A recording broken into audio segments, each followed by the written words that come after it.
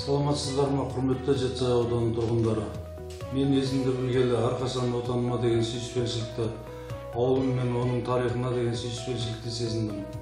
Мырза сөйлем, Жетісай мен Мақтааралды жүрегіммен, жанымның тереңдігімен жақсы көремін. Мен осы өңірде туып өскендіктен сіздердің көпшілігіңіз сияқты мен де ауданымыздың жағдайына алаңдаймын.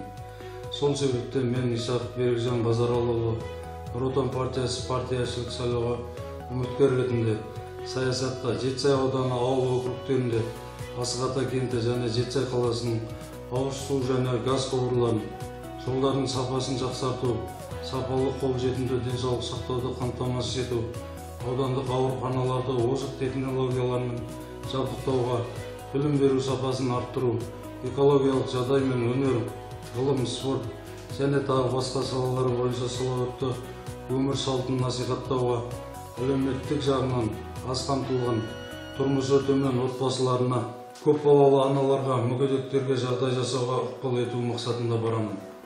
Ауданда тұрғындардың мүдделерін қорғау және тәртіпті қалпына келтіру менің ұстанымның мәні.